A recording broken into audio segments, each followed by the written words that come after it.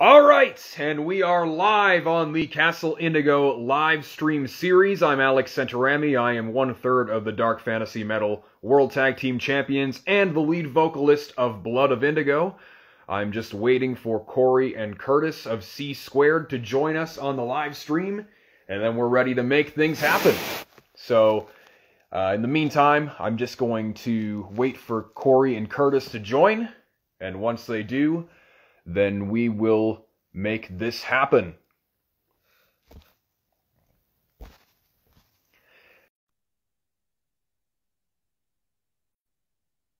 Oh,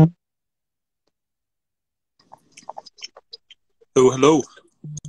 Hey guys, how's it going? All good. Awesome. So welcome to the live stream. It's a party and everybody's invited. I know you guys like to use the catchphrase "party on." I think that's like my favorite thing in the whole wide world now. So I listen to the podcast regularly, and I've come with questions, and I know you guys got answers. So no, we don't. So we don't have any answers to anything. Answers to everything and everything. Nothing. Awesome. No answers to anything. Nothing. Zero Nothing. answers. So that means I gotta ask the questions and do the answers. I'm like doing a one-man show then. Pretty much. Oh, by the way, Alex, I was going to say, your Donkey Kong plushie behind you is fucking awesome. Oh, Donkey Kong's awesome. Yeah. And so are the other guys that are hanging out. They don't like social distancing at all, so they all have gotten, I guess they've all gotten COVID at least once, because this entire time they weren't wearing masks and they weren't distancing. So, but they're good friends and they're chill, so Nice. we're all good. Nice. All right. So anyway, I'm going to start off things by asking you a question, just how things got started, where'd you guys all begin, and tell us about how C Squared came together. Cori, you could do this one. I sent him a Twitter message. You sent who, me or Donkey Kong? Hey, she sent me a Twitter message. That's Send me basically how it started. Wait, I can't hear you. You got cut out there. I'm just ruining everything. Cori sent me a Twitter message. Oh, she sent you a Twitter message. Yes, and I'll let Cori finish the story. Now that we both thrown her off. I sent Curtis a Twitter DM, and then more or less he bullied me into starting a business with him. I've just been running with it. He's like, "Hey, we're starting this business." Okay, cool. Awesome. I mean, that's how most great things start, right? Just a cool conversation through Messenger. I mean, like, that's what the funny thing is, that nobody can ever start a really cool biopic anymore because everything just starts with a message. Like, that's how our band started too. It was literally just like, hey, like, when are you starting a band? Like, I don't know, like soon, I guess. And then it ended up happening. So pretty much. It's pretty much how it goes. Yeah. So I want to talk to you guys about branding. So this is something that you guys talk a lot about on the podcast. And, you know, as a student of the Savvy Musician Academy, CJ Ortiz is one of the instructors there, and he talks about how branding is not a logo. It's actually a feeling. So how would you guys describe branding? Oh, that's pretty much right about it not being a logo, but being more of a feeling, I would say, because I think that's 100% correct. Personally, I don't really think you can really expand too much on that because you want to have everything consistent, right? So, Cori, what are your thoughts? You've been doing marketing for 12 years or whatever. So branding is more, it's not a logo, it's a personality that you've created. It turns an entity into something that people can identify with and something that they can become emotionally invested in, but it's, you know, it's far beyond logos and colors and fonts and all of that. It's creating this whole persona around your brand or your band or whatever it is that you're promoting. Awesome. Yeah, I totally agree. It's definitely one of those things where you're trying to create some sort of feeling, some sort of connection with your fan base that isn't just the logo. So have you guys come across any bands through your time working in C Squared where you deal with bands who will show up and say, yeah, we have our branding completely taken care of. We have a really awesome logo, and maybe the logo is really cool.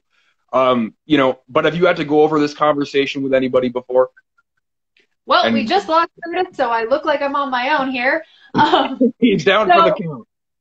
Our clients, it's kind of on the opposite ends of the spectrum, if you know what I mean. Like some of our clients have really, really, really solid branding. They're dialed in with everything that they're doing. And then the others, they're just getting started. They need more guidance, things like that. So, yeah, definitely we do run into people who need help with their branding, and it is something that we can, offer guidance on how to really dial in their image and create that emotional investment. But yeah, so some of our clients, they already have that covered. They have their brand, and then others, they do need the guidance. Yeah. Curtis, did you want to chime in on that? I was just asking about whether you guys have had to deal with any bands who would show up. Maybe they have their logo figured out, their artwork, all that stuff, but they don't necessarily have their branding dialed in. And how would you go about dealing with bands like that who need to get that kind of figured out? Well, a lot of times you wouldn't do PR for them because, I mean, if they don't have that even ready, then there's probably a lot of times there's not really much of a point. So, I mean, it's kind of hard to say because you'd have to take it up on an individual case-by-case basis. But as a general rule, like if the band doesn't really have their branding down, there's probably really not much to promote with them. So you probably wouldn't even be even in discussions with them for a campaign, if I'm going to be honest with you. For a campaign, but for consulting, that is something that we would, Yeah, for consulting, that's a totally different thing because for PR, it's like most of the time they have something already. So, yeah, it kind of depends. And like most bands kind of like they have an idea when they're ready to start a PR campaign. And if they don't, they're probably not ready is the main thing, right? Yeah, that makes sense. Yeah. So I want to take this conversation into something a little bit deeper. So This is a Cori question because I know you have 13 years in marketing, and I've been listening to the C Squared podcast quite often the last few weeks, and I know that you're really not into Facebook ads these days. So I'm wondering, why aren't you into Facebook ads, and why do you prefer YouTube ads? I feel the algorithm is a lot more favorable to people. You get a lot more traction for the money that you're spending. Facebook, they lack transparency whenever they change their ad algorithm. Whenever they change the setup, they just do things and they don't really tell people what they're doing. I feel like Google is more transparent with how they operate. And you can really dial in your ads to reach the right people. You can gain a lot of audience insight. Far more than just basic demographics. You can find out what time your ads should show that you'll get the most traction. You can find out what countries, all of that stuff. You can really, really, really drill them down to reaching the exact right people far more than Facebook. It's just a much more powerful tool and you get more for your money. Yeah, absolutely. Curtis, did you want to say something about that? What I was going to say was also the other thing, though, is that if you're going to run ads, you do have to have all your socials up to date. You want to make sure that you have everything in place prior to even running an ad because a lot of people will get you to run ads and it's just not worth it if you don't have like a video or you don't have your socials up to date or anything like that. So you want to be careful of where you're throwing your money, and ads should probably be one of the last things you spend money on as a general rule. Yeah, I would say that it's like after your album, after your artwork, after your merch, after everything else that requires a monetary investment, ads should come at the very end. Because without having all of that other stuff set up, your ads aren't going to perform very well because you're not really going to be directing people to something that they can identify with, that's something they can dig into further and really become a true fan. If you don't have your social set up, if you don't have a decent amount of content, if you only have one song and the video is just your album cover uploaded to YouTube, people aren't really they're not gonna dig into that, and they're not gonna have that kind of an investment. You're just gonna be tossing money away. So it should come, I always say it should come after you've started making at least a little bit of money off of your music. Yeah, and I want to point out, Alex, as well, we have turned down clients for not matching up to that criteria. Mm-hmm. So, yeah. Yeah. So I also want to ask you, so on the topic of building a fan base, so if you're a band that's starting from absolute scratch, so that's us.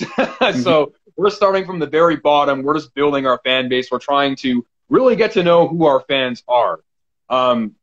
Where do you start? So would you recommend starting with people that you know, people that are in your circle, people that are in your scene, and then surveying them and asking them, how do we sound? What do we remind you of? Those type of things to kind of get an idea of how you should advertise to the broader audience? Well, I want to say something first before Cori does, which is just, I think the very first thing that you need to do is that you need to just kind of see where you're at in terms of all what you already have, if that makes sense. So before you start looking at advertising outwards, like you said, in my opinion, and I'm interested to hear what Cori says on this, but I think you should start with your immediate circle, like you said, and kind of expand out, because the people that are going to want to listen to you are the people that know you already, you're already friends with. Mm-hmm. That's my opinion. I'm interested to hear what Cori has to say, though. Yeah, that's what I was going to say, too, is that you should start with what you've already got to work with, because you can get a lot of insight from your local scene, from the people that you know. I mean, most scenes have a pretty robust audience. Even if it's a smaller audience, you can still gain a lot of insight on areas that you're doing well, areas that you can improve. And like you said, bands that, you remind them of, where they see your genre, things like that. Because some people, they'll be like, oh, I'm death metal, or I'm brutal, technical death metal. But really, they're actually a lot more melodic sounding to their audience. And there's sometimes a disconnect when it comes to things like genre and whatnot, that you can gain a lot of insight from just the people around you. Mm-hmm. Yeah, but you always want to start with the people that, like close by, versus trying to go broad as the very first thing. That's always the one thing that I always like. Especially when you're marketing for like a certain genre. So like Cori gave the example of a death metal band. So like, let's say you're a death metal band. You want to start marketing to death metal fans and people that are more closer to you that are death metal fans. You don't want to go to like Stereo Gum, Pitchfork, like the Toronto Star or anything like that. You want to go with close by, right? If that makes sense. Yeah, that makes sense. Yeah. So I want to talk a little bit more about the disconnect between bands and the fans, and how can bands let fans in that much deeper to allow them to kind of build a better connection with their audience. Because I find that with some bands, there might be this sort of idea of this is our identity, this is what we are, and this is what we do. But then the fans have a completely different idea of this is who they are and this is what they do. How can bands build that connection and make more sense with their fans and really understand who they are and how they should present themselves? Well, there's a couple different ways that you can do it. Like, actually, can you kind of clarify on the question? Because I think I might have misunderstood something. So can you clarify that just one more time on the disconnect? Oh, yeah. So sometimes, there are bands that have an idea of what their identity is. So let's say you're a band that is a death metal band. So you're just playing death metal. You don't really have a theme. You just kind of, wear band shirts on stage, and that's your thing. Your focus is on the music. Maybe some of the musicians like to talk about their gear. Like to talk about things that are the inner workings of the band, but then the fans are like, this kind of reminds me of this movie that I watched. I don't know, let's say it reminds me of Lord of the Rings, and then the band is like, we're not really Lord of the Rings fans. How does the band kind of create that connection with the fans where they can showcase their identity while also allowing their fans to do their thing and see them the way that they want to see them? I hope that makes sense. I think so. I'll let Cori answer that one. So I think the biggest way to do this, and there's a lot of examples of people who do this really, really well, just in our circle even, is to talk about the things that you love, regardless of whether or not they are necessarily related to your music. So they may be a death metal band, but what are their favorite bands? Not every death metal band only listens to death metal. So talk to your fans about what kind of music you like to listen to when you're not playing death metal. Because Lamb of God, for example, there's a band that they don't listen to metal in their off time. What are they listening to? That kind of a thing. Alpha Buddhist, those guys, they talk about sci-fi movies, Star Trek, all sorts of sci-fi shit with their fans, because that's what they're into. And that passion, there will be crossover with your fan, and it'll like break down that barrier that you're talking about. Like, oh, this reminds me of Lord of the Rings. Oh, well, we're not super into fantasy. What's your favorite fantasy movie? Where should we start? That kind of a thing. If it's, a disconnect there's a way to grow with your audience.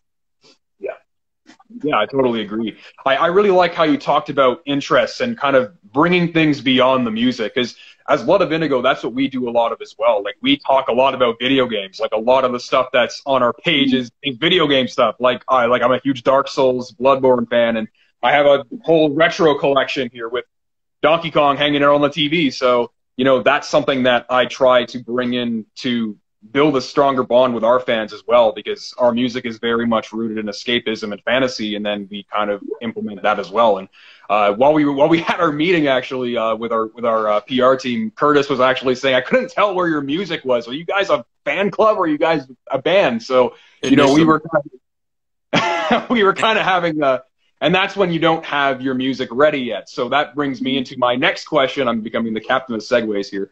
My next question is, how do you market yourself as a band when you don't have music readily available? Well, I think you did a good job of it. So, I mean, you're probably the best person to ask because you literally had no music for I think a year or something like that and you were all over the place. The only reason I knew that you actually had music was because of Lindsay, because she basically told me that you guys had music. And I think Gaia said the same thing, because I think I first saw you on a live stream with Gaia, if I'm not mistaken. And then that's kind of how I found out that you were a musician, but then I couldn't find any music. So I think what you did was actually quite good. I'm not sure if I would recommend doing that to most people. So yeah, it's kind of hard to say because you guys did something different and hopefully it works out. But I think you've done a pretty good job so far. Well, thank you, Curtis. I appreciate that. Yeah. That's awesome. So I do want to toot Lindsay's horn here for a second because Lindsay is awesome. So you guys are going to be doing a seminar with Lindsay Schoolcraft on July 16th. I'm going to be attending that as a student. Yep. And I was wondering if you guys can tell us a little bit about what we can expect on that live stream with Lindsay and what kind of knowledge bombs we should expect. Ooh, I don't know what I'm allowed to say right now, Alex. I can't really get into that right now. So I'm sorry. Yeah, because Lindsay has some notes, and I don't really want to. I don't want to say anything without, I don't want to share too deeply on that. I'm sorry if I can't answer that. Awesome knowledge bombs. It is. That's the kind of knowledge bomb that you can expect. Yes. Is awesome. Yes. I'm sorry, Alex, but it's super secret at the moment, and I don't really want to say anything without talking to Lindsay. So, of course, yeah, we don't want to spoil any, and we don't want to have any spoilers. So we're going to leave that to Lindsay when hopefully she'll be joining this video at some point to watch, or maybe she'll be watching the replay because everyone loves replays. But here's one thing I can say though, just about the seminar. Me and Cori are both going to be there. Cori's got 13 years of marketing experience. I have a number of years in PR. Lindsay has successfully marketed 3 solo albums, 2 of them recently, and she's a Juno-nominated singer-songwriter, so you know that there's going to be a lot of knowledge bombs there. So that's what I can tell you. Awesome. Can't wait. July 16th is the day. Make sure you mark your calendars and get ready for some awesomeness that's going to be happening with the C-Squared crew. Awesome. Very excited for that. So I also want to talk about your relationship with Lindsay, both you guys. I know you guys both speak very highly of Lindsay, as do I. And as you might have seen from Gaia's live stream, I went crazy talking about how awesome Lindsay is, and she has definitely been an inspiration to me in my music career. She's the reason why I decided to become a metal vocalist and do the thing. So what can you guys tell me about Lindsay and your relationship with her? Cori, you want to start? Lindsay's awesome. That pretty much sums up Lindsay right there. She is. She's the fairy godmother of metal. What do you want? You can go ahead, Curtis, because that's there's really not much to say. Well, I can go a little bit more in depth. You want to know what the relationship was, how we started working with her, or what are you looking for? Yeah, how you guys met, how you guys started working together, and how you guys kind of built that trusting relationship. Because I'm sure it takes a lot of trust to put somebody on your platform to be an instructor. It does. Well, I've known Lindsay since 2019. 2018, I think it is. It may have been 2018. I'm not really sure. I got introduced to her via Keith from Ghost Cult magazine. He had interviewed her in New York City when she was with the other band, and he did an interview with her and found out that she was going to be releasing a solo album, and for some reason just suggested talking to me about doing PR for her. So she then reached out to me. At the time, I didn't know who, because she reached out under her personal profile, and I didn't know who she was at first under her personal profile. And so I'm like, at first, I don't know who this person is. And then finally, I kind of put two and two together that it was Lindsay from Cradle of Filth. And then we got on the phone, we talked. She hired me to work Martyr. Went really, really well. And then we just basically stayed in touch after that. Like, I mean, kind of the thing is, like, it wasn't just like a client relationship with their PR. I made friends with her. We talked. It went really well. I did a good job for her. She put her trust in me. And then I did the Worlds Away campaign for her last year. And then Antigua on top of that. And like I said, I just keep in touch, we became friends is like the main thing. And then Cori, after she started working with me, obviously I introduced her to Lindsay, and then she started working with Lindsay as well. And Lindsay's basically an integral part of C Squared, even though she's not officially a member. Like, if I need some help with something, marketing wise or anything, or if I have a question about something, she's always willing to help. I can call her, I can text her. Cori can do the same thing.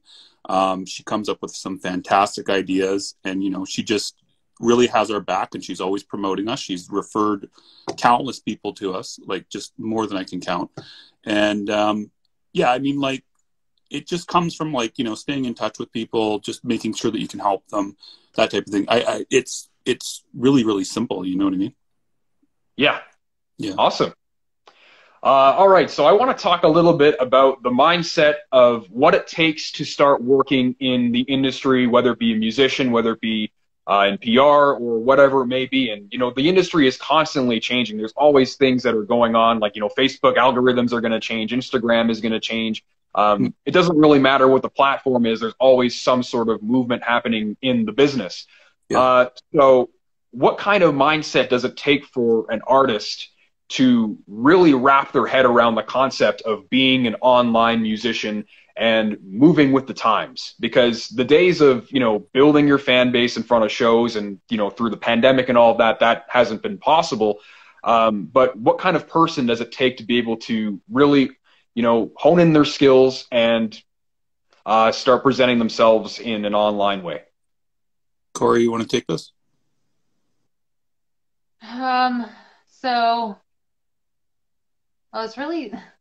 There's a lot of different ways people can go about it. One of them is observing what other people do and learning from other people in that way. My way of learning new things and honing my skills is honestly just Googling it. As terrible as that sounds. Curtis, what would you recommend for people? I think they have to have the right mindset for sure. Like, they have to actually want to do well, and they have to actually want to succeed, because if you think you can do well in this industry just by putting in an hour's worth of work a week, it's not going to happen. There's a lot of people that are really talented, but they just can't put in the hours, and they can't put in the work, and they can't do the things that are going to make them actually do well. If you can't bother to do a post per day on your Instagram or on your Twitter or anything like that, you're not going to make it. That's number one. If you can't network, you can't talk to other people, you can't pitch to people, it's not going to work. If you're not willing to give up certain things in order to make your career go, it's just not going to work. So you have to have an actual desire to both do it and do whatever it takes. And you have to be willing to work long hours a lot of times. You have to be willing to give up a lot of things, a lot of fun stuff. And, you just got it. That's what it takes. I mean, it's the same thing. It's not just with the musicians, but it's with anybody in the industry. If you want to run a label, it's the same thing. You want to be in PR, it's the same thing. You want to be in management, it's the same thing. The people that actually do well, even if they're not doing much right now, when they first started, they were putting in hours and hours and hours and hours and hours a day in order to actually get their career going, right? So I hope that makes sense. Yeah, absolutely. Have you guys ever encountered any clients that would come into your circle and, they're talented musicians, they make excellent music, they're fantastic at what they do, But the minute that you say you got to start posting, you got to start being on social media, you got to start building your email list, you got to start doing stuff, and they say, why do I got to do this? Why don't you guys do this? Isn't this what I pay you for? You know, do you guys encounter those types of people at all? Never, right, Cori? Never at all. No, never, not at all. Never. It doesn't happen. So how do you go about dealing with these types of clients, other than just like tossing them out the door, Fresh Prince of Bel-Air style? You know, how do you go about dealing with these types of clients? Is there any sort of, you know, okay, like discussion, like, you know, maybe we can make this work? Depends. I mean, sometimes you just know that it's not going to work. You know what I mean? Other times you can, I mean, like, how do we want to put this, Cori? This is kind of a difficult one to say, because I know you know what I mean. You can kind of tell. Yeah, you can kind of tell the people who want to put in hobby level effort for professional level results. And sometimes you can get past that with a reality check. Like, guys, nobody's going to be more invested in your band than you are. It's just not going to happen. And no, you don't pay us to do this. This is actually how much what you're wanting. This is how much it actually costs to do. Yeah. So you can either pay thousands of dollars or you can do it yourself. And honestly, the people who can't pull their heads out of their asses and do it themselves, they just don't make it. Yeah. Because you just can't. And you cannot rely on talent alone to carry you. Nobody who's ever gotten big has only gotten big because of their talent. Yeah. One other thing I want to add to that too is like you can take a look. Okay, like I know James from Lycanthro is here, and just to toot his horn for a second, like he puts in a lot of time and effort. Like he does the Wolfpack streams every week, probably does like 3 to 4 hours per week minimum just on that, and then plus he's posting all the time. I know he's DMing people all the time. Unless I'm mental, he puts in a lot of hours every week. And and Lycanthro just did a really great campaign. They did a successful album launch, but I'm sure he put in way more hours than most people even would dream that he actually did. And, you know, he did quite well for what he did, but he also knows that there's a lot more that has to be done. So, you know, he's going to have to keep putting in the time and the effort. And I'm sure he's well aware of that, right? Yeah. Absolutely. I see his live streams. I see him working hard. He's doing his best, and he's got some really big guests that come through. So, yeah, James, I know you're watching right now.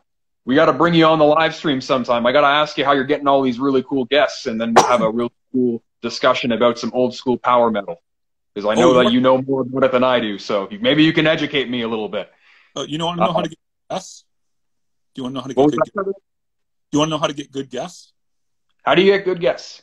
Ask. You ask. Do you want to good advice? Story about the C Squared podcast? Can I tell you a little story about the C Squared podcast? Absolutely. Okay, so me and Cori started this back in March, and Cori had never done a podcast before March, right, Cori? Correct. So she was brand new at it. I had done a podcast, but I mean, whatever.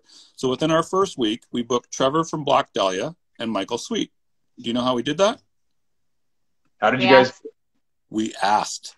Just asked him, just DM'd him and said, hey, you want to come on down for an interview? Yes. That is literally how it worked with Trevor. So granted, I'd had him on my old podcast. That is true, but still, I just asked. He came on, and then we got Blasco in our first week, who's Ozzy's bass player. And then we got Michael Sweet, a striper, just by asking his PR. And within 1 week, we had 3 big name guests, or 4 big name guests, like that, just by asking. Awesome. Just from asking. Got to take some advice from The Art of Asking from Amanda Palmer. I'm not sure if you guys read that book. That was a Lindsay recommendation. I've been told to read it, and I have not yet. Sorry, Lindsay, if you watch this, I have not read it yet. Oh, it's a fantastic book. Do you guys have any book recommendations? I've been looking for a new one lately. Curtis would be there for book recommendations. I read a lot of books. A lot of them are woo-woo books. So if you want woo-woo book recommendations, I could give you woo-woo recommendations till the cows come home. I love woo-woo books. Okay. Reading one called The Game of Life and How to Play It. And I forget the name of the author, but it's from like 1920 or something like that. And then it's similar to Napoleon Hill, who I know you've read. And then I just finished reading Outwitting the Devil by Napoleon Hill. And I'm also reading The Greatest Secret by Og Mandino right now. They're all great books. Fantastic. Yeah, that's awesome. Do you have any recommendations, Cori? I don't read those kind of books. My whole shelf is all like fantasy and fiction and stuff like that. So, Awesome. Send me the books. I'm looking for some fantasy books. oh dear God. Any of these? I can keep them on my tiny phone screen. Cori. I was gonna say, I don't even know what I've got going on back here. I have Cori. The Adventures of Sherlock Holmes I've been reading. You got Poppy. Oh, What about- Oh yeah. If you want to read a book from my childhood, look up Poppy. It'll take you like 2 hours to read it. It's a novel meant for like tweens, but it's about a mouse that basically takes on an owl that's been terrorizing her family. And yeah, Oh, it's awesome. I love it. that sounds And super exciting. I actually, this is a really cool story. I got a copy off of eBay. It was marked down for having writing on the inside of the cover. The writing was the signature of the author. It was autographed. It Oh, was an that's autographed amazing. first edition that's almost completely mint condition. And yeah, it was marked down to, what did I pay for it? Like $4.36 Yeah. for having writing on the cover.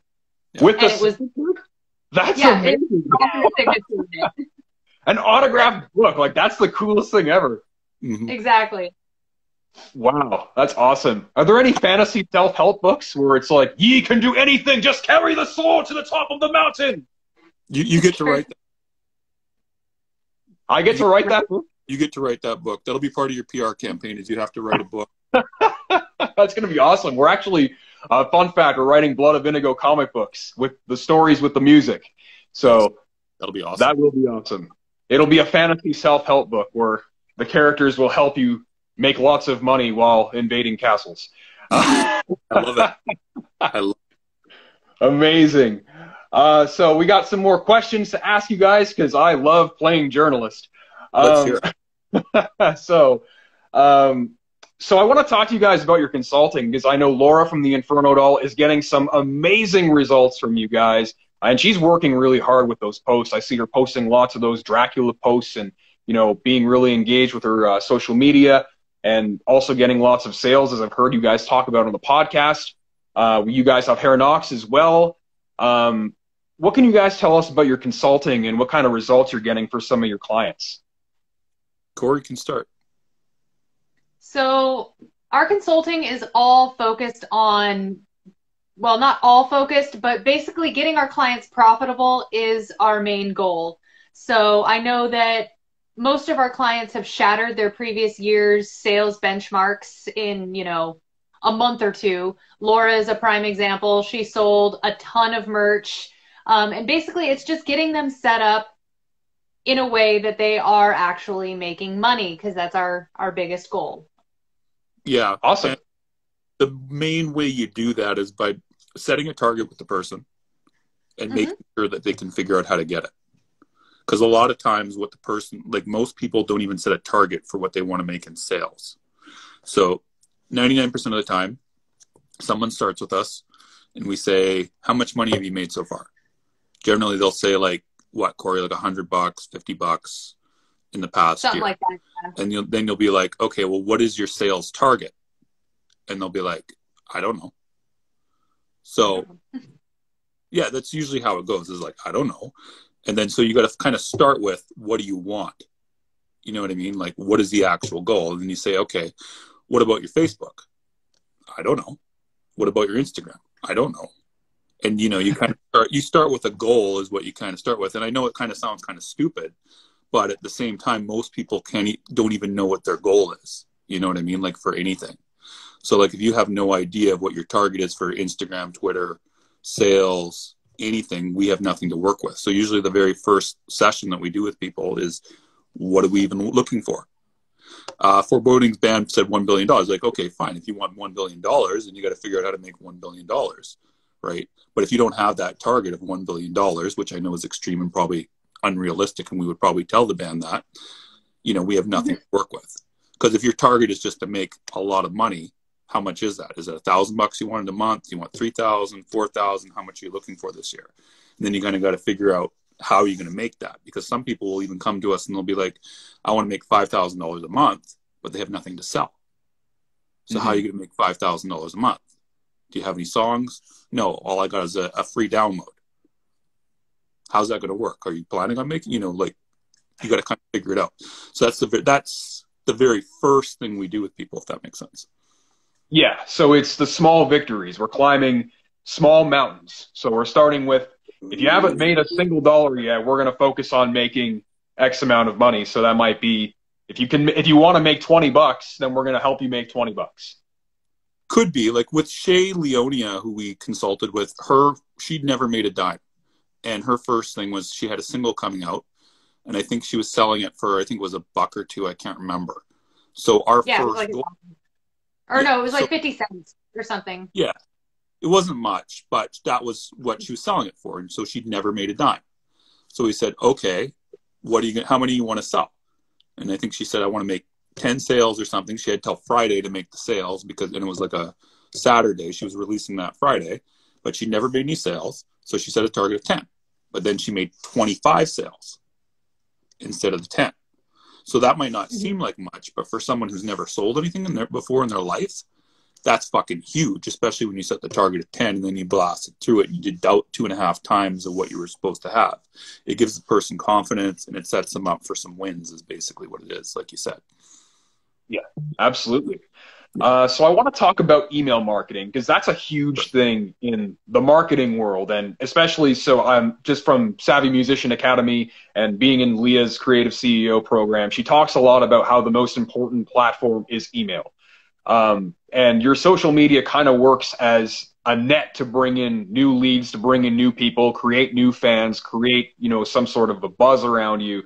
But I want to get your thoughts on email marketing and how to use it to the most effective way for artists.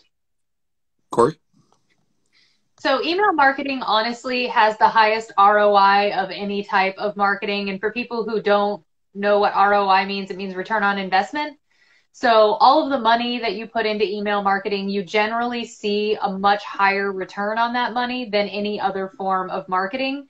Even though, you know, some things go to spam, some things get bounced, people just don't open it, because you're directly reaching out to people who have expressed genuine interest in receiving your emails. So it's a lot better targeting than, you know, doing an ad campaign and everything like that and casting a broad net. You're going in very, very focused. So catering to those people and ensuring that what they receive in their inbox is something that they actually want to read is extremely important. And remaining engaged with that audience beyond the sale is also extremely important, because if you're only going to them whenever you want money, basically, that audience is going to start dropping off and not being engaged. So continually offering some sort of something, be it like, oh, if you're subscribed to my email list, guess what? You get a free track download, or you get access to the album a week early or something like that, some sort of value that you can add in addition to marketing to them. I mean, sending out an email saying, hey, fans of my band who are on my email list, you get access to the album a full week early. You're still asking them for money, but you're also providing value to it. They get the album a full week before everybody else. And I can guarantee your sales will go up doing that kind of a thing. So yes, email marketing is very important, and growing that list is important. And like you said, using your social media network to bring people in. You can also bring people in doing things like giveaways and encouraging email signups that way. I know that Laura, she does a free song with, you know, whoever signs up for her email address or email list gets access or gets sent a download of one of her songs, or is it 3 songs? It's probably 3 songs if I'm remembering right. So doing things like that can add value to what your email list is receiving, always amazing. And again, we've lost Curtis and now I'm alone. We've lost Curtis. Where did he go? Oh, where in the world is Curtis? We have to look for him. But in the meantime, Cori, it's just you and me until Curtis comes back. I think he is here. I'm going to let him back in. Curtis. We need to bring back Curtis. And Curtis has made his return. Cue the fireworks. You know what's going on? I was on my cellular, and I don't know how I lost it because I was off my Wi-Fi, so that was the weirdest fucking thing ever. But Sorry, guys. That's all right. That's all right. We're glad to have you back from the commercial break. Yeah. And we're going to continue on.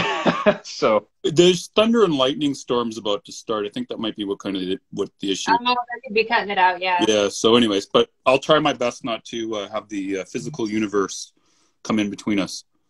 No problem. We're going to stay in it. All right. So we're going to move on to the next topic. I wanted to talk to you guys a little bit about. Oh, can I add one more thing to the email marketing thing since I never got you? Yeah, of course, Curtis. I know you got cut up there. I was going to say that email, like what Cori was saying, is 100% spot on about how you don't always want to be just selling to people, but you also want to be bringing the value. But that also goes for social media, not just for email.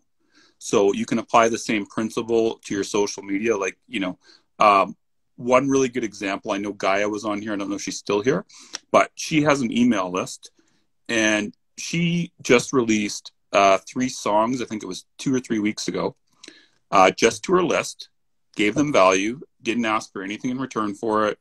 These were people that were already on her list, and nobody was expecting it.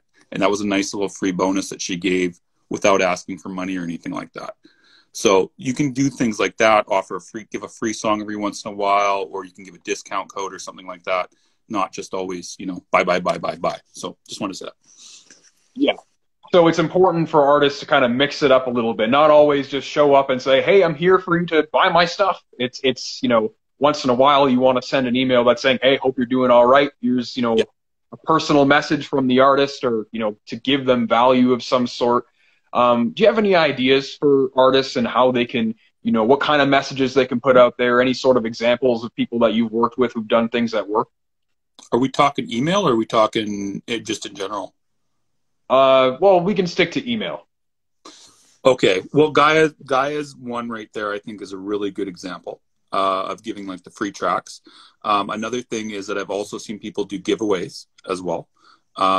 Usually most of the time when you do a giveaway, though, you're also doing it where you want like an email address. But if you're doing it just to your list, generally you want them to follow or like you on something else. So it's kind of like you're still asking for something, if you know what I mean. But, like the check-in email is good, asking a question, getting people to engage. What else is there, Cori?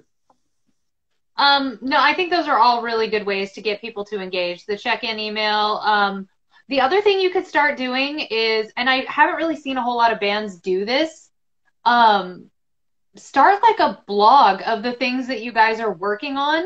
And I mean, just try to keep your fans involved in the process of, this is a studio update, a tour update, just things like that you can really bring people into the fold.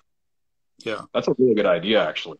That what Cori just said is the key thing. You want to do anything you can to bring them into the fold, keep them kind of in a circle, make them feel like they belong, that type of thing. That's like the key thing you always want to do as a musician, because if you can make them feel like they belong, like they have a good relationship with you, they will take care of you in the future.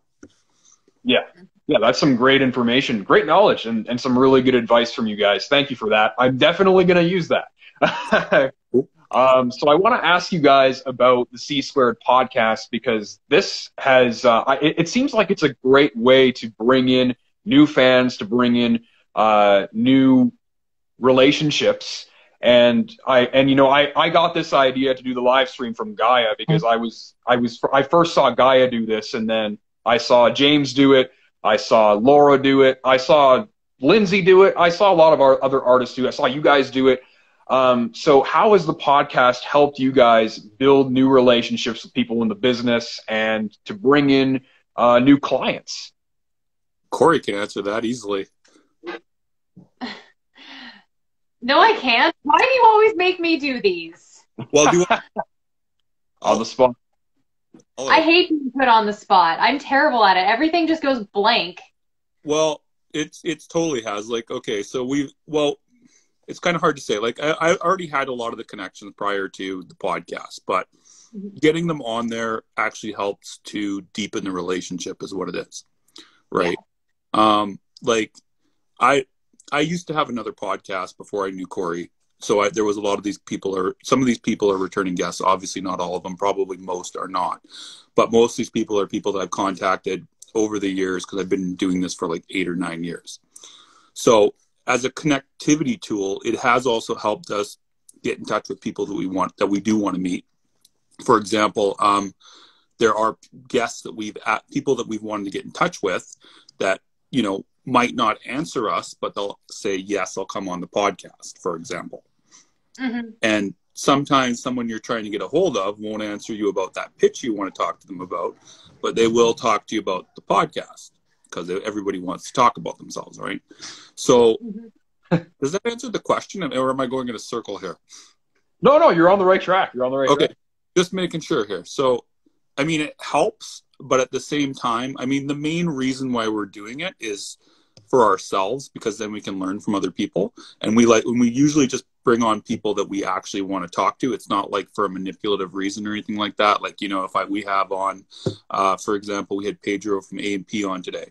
We weren't doing it because we wanted him to do something for us. He's already, you know, he's you know, obviously he does stuff for us, but that wasn't the intention when we did it, right?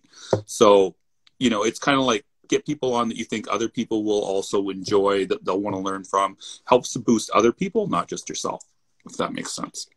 Yeah, absolutely. It really is kind of like, I find that everybody benefits really from the live streams. Everybody like the people that are part of it benefit because they might get a few new followers. The people that are hosting it, they get to, you know, showcase themselves and showcase the people that are on it. So, and thank you guys, by the way, for being here. It really helps our band for you guys to be here. It helps smaller bands like Blood of Indigo and other bands that are in the scene to get out there and to be able to showcase what we do. And yeah, I think it's really something that benefits everybody. We got lots of people that are hanging out, and big shout out to James, who is in the comments right now. I know you guys call him Baby James, which I find is hilarious.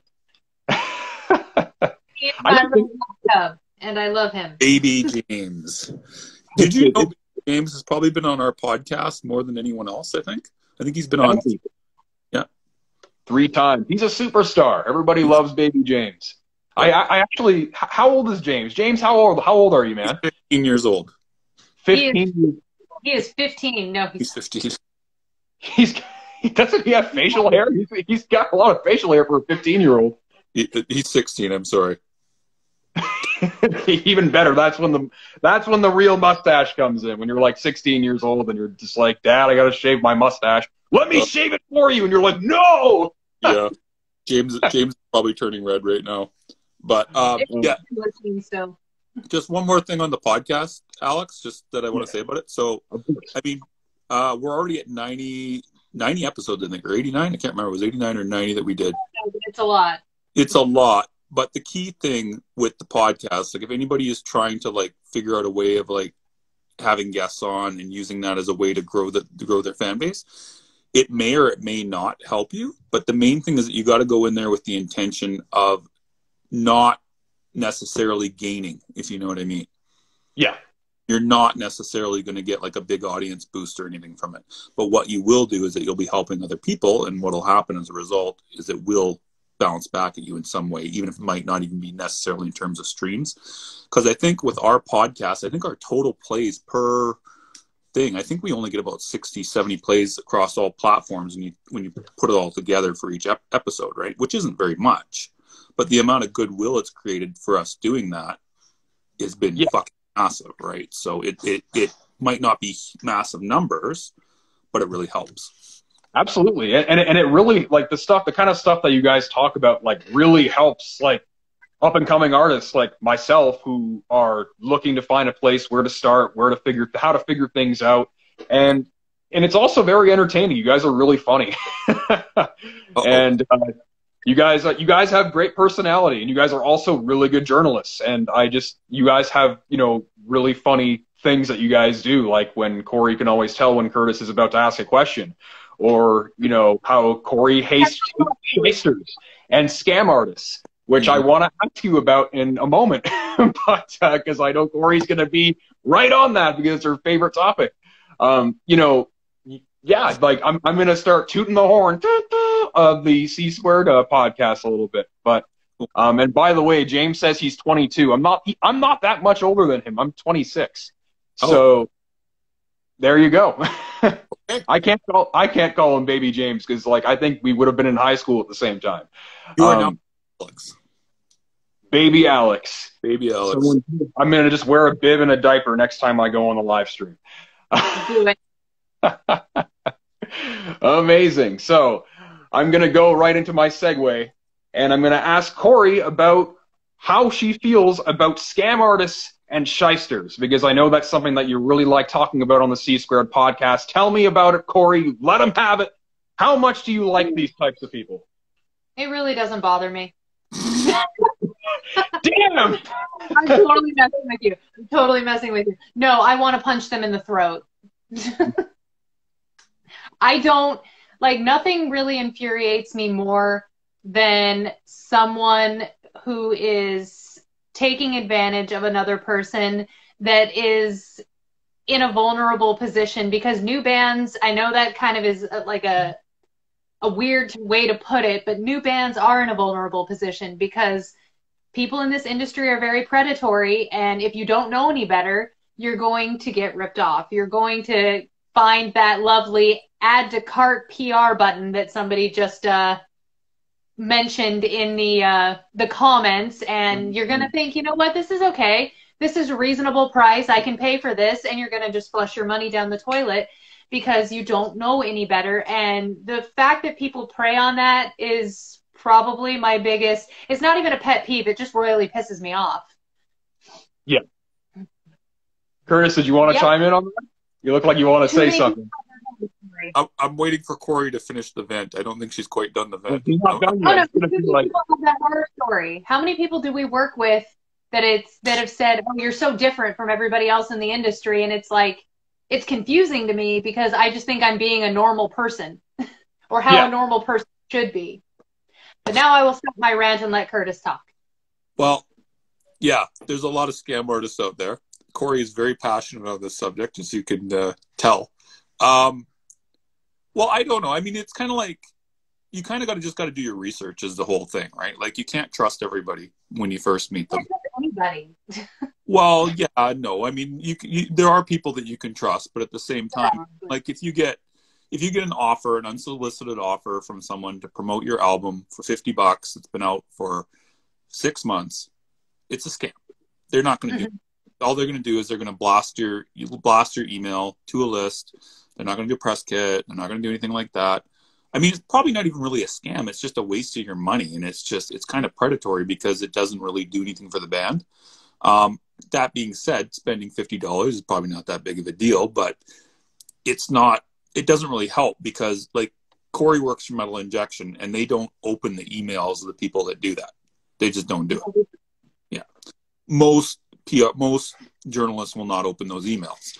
So you're going to get a bad rep is the other thing if you're constantly associated with one of these scam, less than savory characters, maybe not scam artists, because some of them aren't. But like, for example, 2 weeks ago, I'm not going to name names, but there was a new PR company who was affiliated with an old PR company that is notorious for being scuzzy, sent out an email claiming that they had gotten coverage for a band in Guitar World, Metal Hammer, and Loudwire, which are massive publications. And they said for $60, they'll all you got to do is buy their service. It was an add to cart service. They didn't even quality check your music, but for $60 or something like that, they would make sure that you got in Loudwire, Guitar World, Metal Hammer, because they did it for this band. So I looked at that and I said, hey, that's fucked up. That doesn't make any sense. How are these guys getting this kind of coverage? That doesn't add up. So I asked Cori, and I asked another person who writes for Metal Injection, do you guys know anything about this? Because Metal Injection also covered them. Found out another PR had also been hired, an established PR, who was the one who actually got the coverage, but the new company was claiming it as theirs. So the new company had nothing to do with the coverage, while the established company, and I asked the established company myself, was the one that actually helped get the coverage, and the band themselves were the ones who reached out to Loudwire, Guitar World, and Metal Hammer. So does that make sense? The little company that claimed that they got the coverage for their client didn't actually get the coverage. It was actually the band and another PR, but they were advertising it as them or inferring it was them, even though it wasn't them, but it was their client. So it would look legit to someone else because you could say, like, let's say it's Blood of Indigo, someone could say to you, Alex, did you use this PR? And you'd be like, yeah, fuck yeah, I use them. Not realizing that they were advertising something that you did yourself to get in Loudwire, for example. That's awful. Yeah.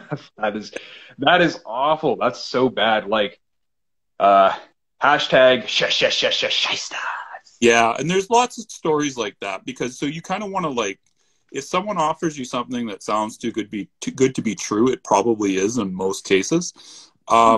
Just do your research, because especially if a new PR company, brand new, with nobody established, from Portugal, for example, is claiming that they got all this major coverage right away and that they will take anybody as a client, it's not true. Because, like, if you suck, you're not going to get Metal Injection, you're not going to get Metal Hammer, you're not going to get any of these big publications. It's just not going to fucking happen. Yeah, makes sense to me. So I want to kind of, I guess, segue onto what you said there on a band that sucks. So how do you know that a band sucks? Is it based on their production quality? Is it based on the composition? How does a PR company really determine whether this is a quality band or not? Is it also based on the people? Are they good people? Or, is it all of it together as a package? Cori's very opinionated on this, so I'm going to let her answer this before I get into it. So obviously the band should be decent people. I mean, that's just anybody in any industry. You should be a decent person. But beyond that, so it comes down to things like production. Is your production on point? Is your sound muddy? Are your vocals all whack? Like that kind of a thing. And I mean, there's a lot of some things are subject to interpretation. So something we might not vibe with, somebody else could think is the most amazing thing ever. Yeah. And I mean, we just don't vibe with it. And there's nothing wrong with that. It's just, we won't be able to give you the best, campaign out there if we don't fully believe in the music. But coming down to a band that just sucks it's, what's the quality of your writing? What's the quality of your music? What's the quality of your production? All of that kind of thing. And if all of that is good, also, what kind of effort are you putting in on the social media front? Are you actually going through the effort of making sure people hear your music? Because it's not enough to just create good music. You actually have to be able to talk to people. Yeah. You have to be able to engage with people. And you can't just get by on the music. And in addition to that, like Cori said, though, it's all subjective at the same time, because some of those same qualities might work for a band, right? Like the muddy sound, the rest of it, bad vocals, blah, blah, blah, blah, blah, blah, blah, could work. Like, I mean, I've had bands where in the past where it's been like, I didn't necessarily like their sound, but I knew other people would. And I was confident enough in the band and I liked the people that I thought it would sell. So I would take them on. So that happens sometimes too, where it's like you really like the individual. It's not quite your thing, but you know that the band, other people will enjoy it, and you really like them as people. So that can happen too, right? So it's pretty subjective. But if, like, me and Cori both have to agree that we want to take on a client before we take on a client. That's just the rule that we have. If we don't necessarily like them, what we'll do is we'll check with Guy or Holly first to make sure, like, because they might like it and think it's like the greatest fucking thing ever. And if they're into it, maybe we might just we might have them take it on as a client. But it all depends. Someone in C Squared has to like the music or believe in the music in order for us to take them. If none of us believe in it, we don't take it on. Just period. Yeah, that makes sense. Yeah. Have you guys ever ran a campaign where you guys all fully believe in the music? You thought it was great music, great production, great presentation, really nice artwork, really nice logo, really nice marketing, the whole 9 yards. Everything is good, ready to go, full package. And then you bring it to publications and it just bombs and nobody likes it. Had it. And multiple does that have anything to do with just, maybe this is like a niche publication? Like, if, let's say you were to say, like, let's send this to like a black metal publication, but we're sending them power metal. Could it be sending it to the wrong publication? Could it be just the fact that maybe just the writer doesn't like it? What are your thoughts? It depends. I've had this multiple times over the years, and when it happens, it can be really puzzling. And it's not just puzzling to me; it's puzzling to the banned as well because, I mean, they paid you and then nobody wanted to cover it. So it's like, it's pretty rare you get nobody.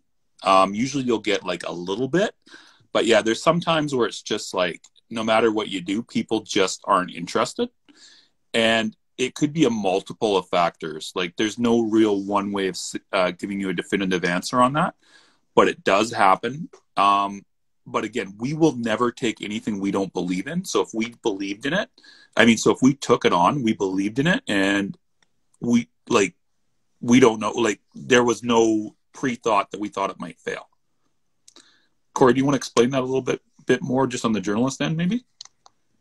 On the journalistic side, something could bomb. So any PR worth their salt will pay attention to what genre is being sent out. So like we would never send a power metal song to a black metal publication because we're going to pay attention to that kind of a thing. We're not going to ask them for a premiere or anything like that. They may be on our mailing list, but we're not going to put our focus into something like that.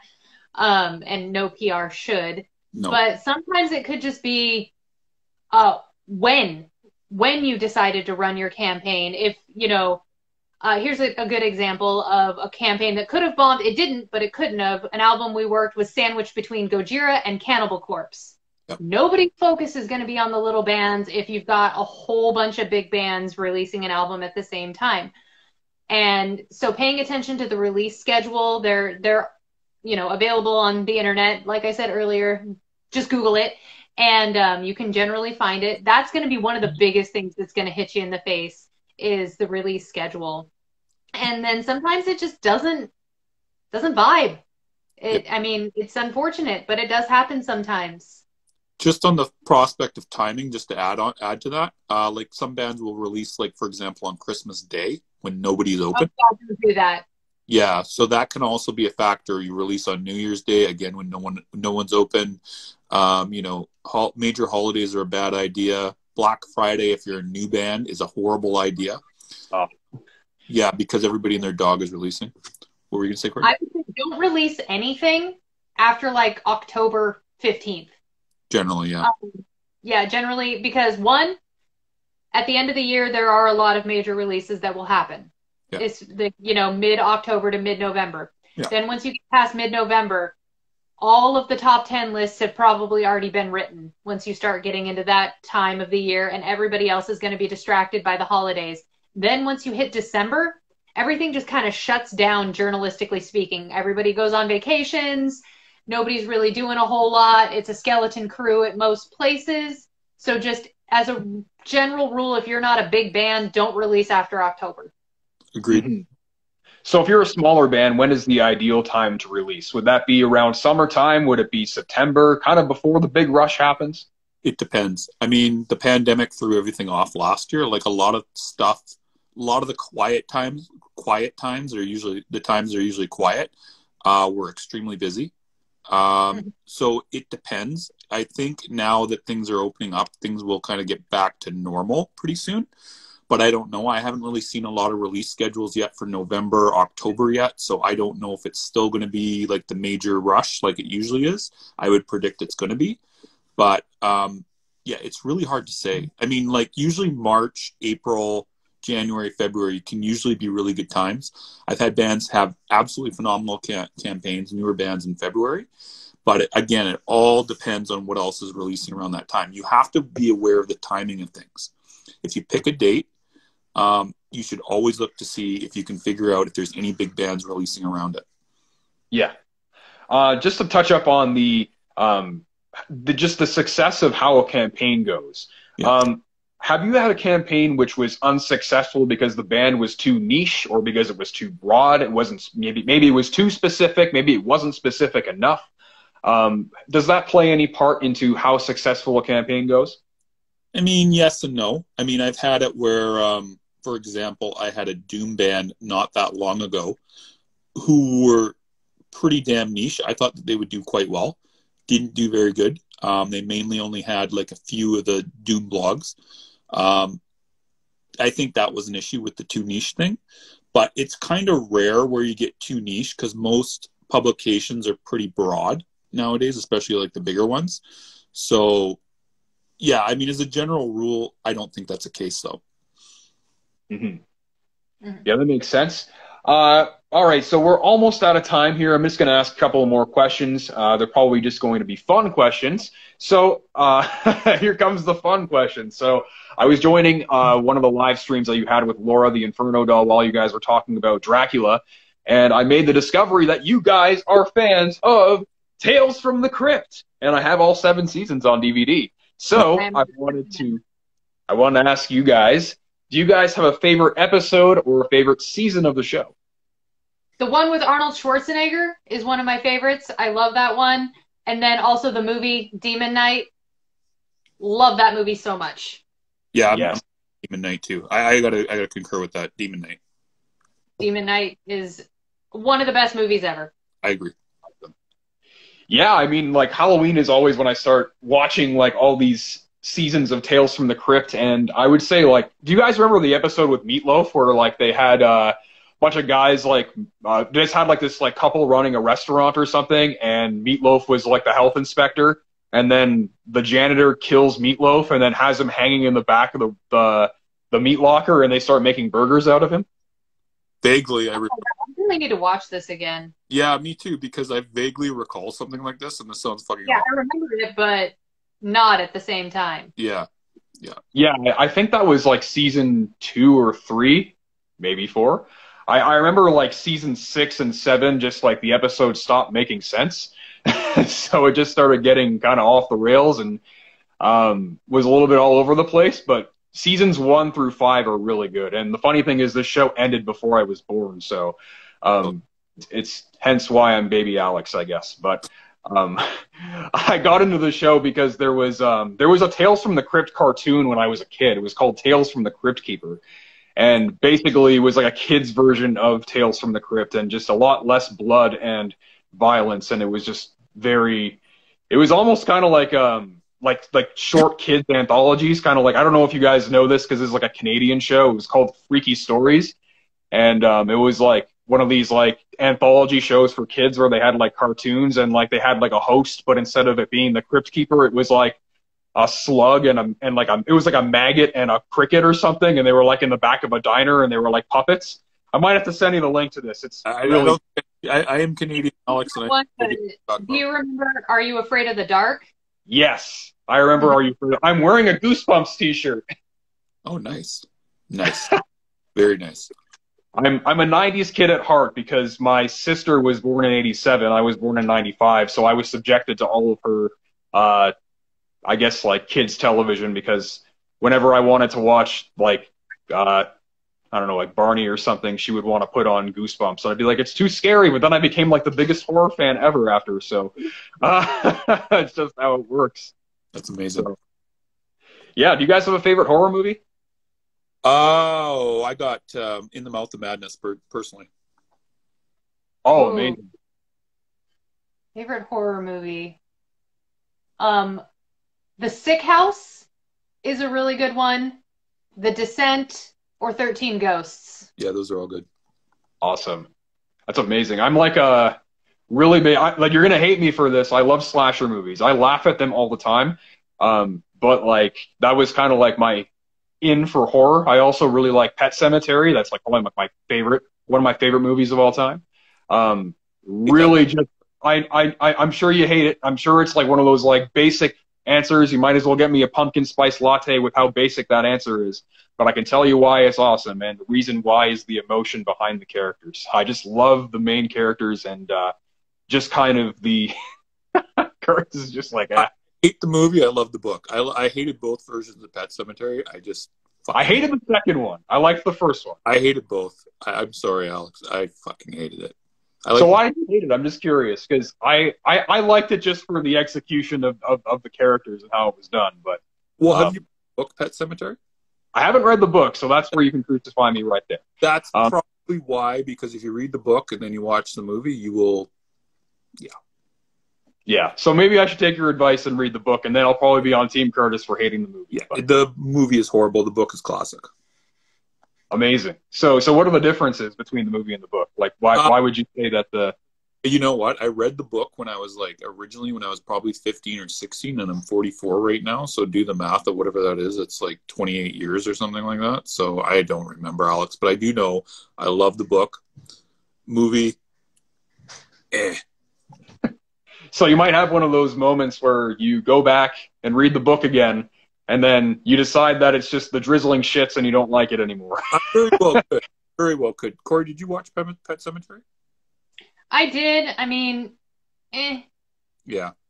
I guess, maybe I should go back and watch it, because then again, I watched it like 5 years ago or something, and I was like, this is awesome. And 5 years ago, I was 21. So, or wait, was I? No, I was 20. No, wait, I was. I'm 26. Witch. I loved that movie. The movie Witch? Yeah. I've never heard.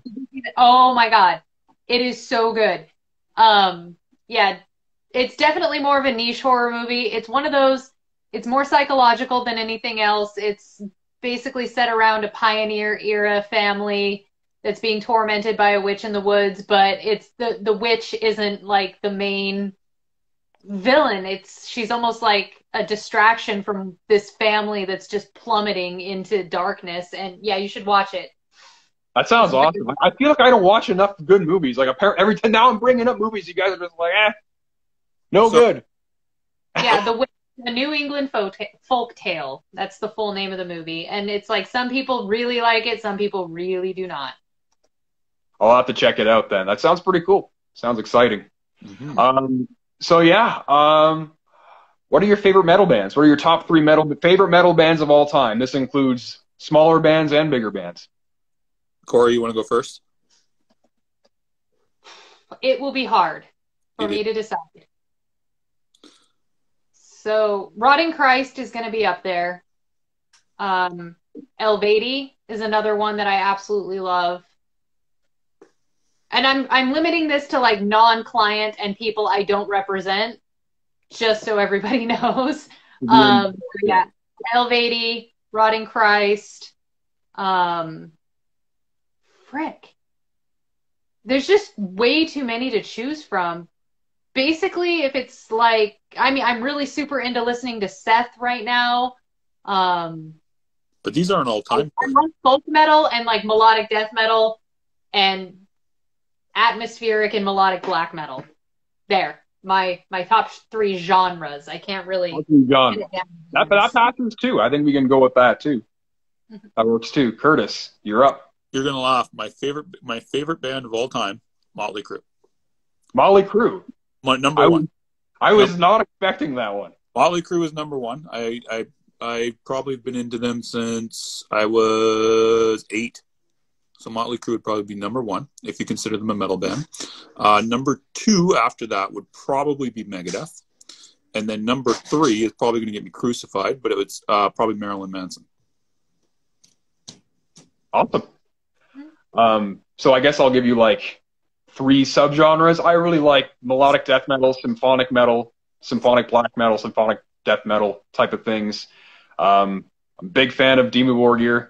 I love Epica, and I guess Children of Bodom is really up there too. Was really sad when Alexi Laiho died. Mm-hmm. Bodom is amazing. Yeah. Never got to see them live. Always wanted to. But I got to. He was actually, Alexi was like one of the very first like famous people I ever met. Such a nice guy. He was always very accessible to the fans. Yeah.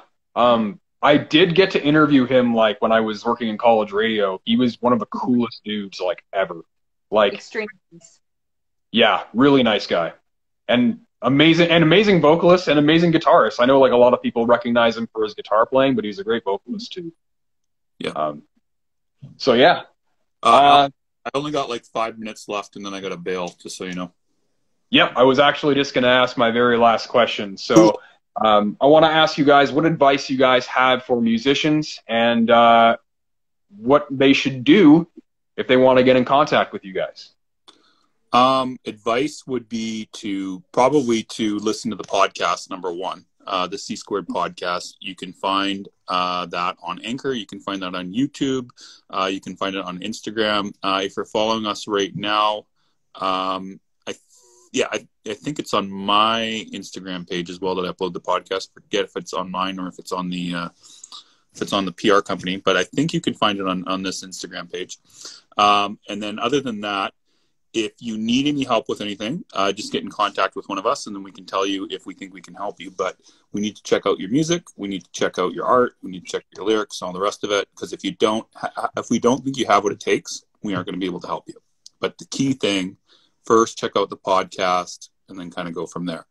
What would you say, Cori? Yeah, I would say check out the podcast.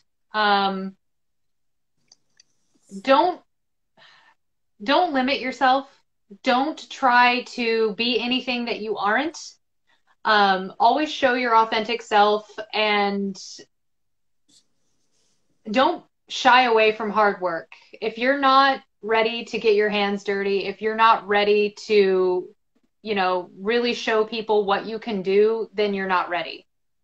So yeah, it's going to be hard. There's going to be it's just going to suck sometimes, but I mean, getting through it, you'll be able to say something about yourself that not a lot of other people will be able to say. Yep. Awesome. Fantastic. All right, guys, that's all the questions I have. I just have one more thing I want to say. I want to make a plug for our campaign that we're running right now, which is 3 days of dark fantasy metal. So what is that exactly? Well, Blood of Indigo is giving you 3 songs right now to preview our debut album, Dawn of the Shaded World. So the 3 songs that you're going to get are on day 1, Angelus the Faceless Vampire. On day 2, you're going to get Sphinx Collector of Eyes. And on day 3, you're going to get Anne-Marie Indigo. So those are 3 songs that you're going to get over the course of 3 days.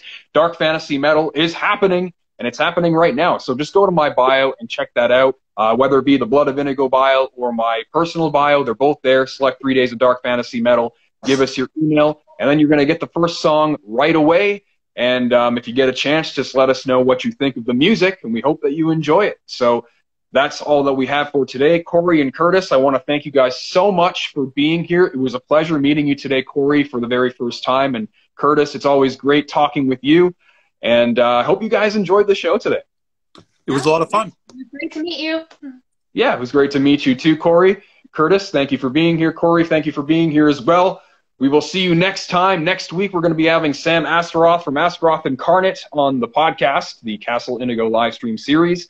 And I hope you guys have a fantastic night, and we'll talk soon. Bye. Cool. Thanks, Alex. Bye.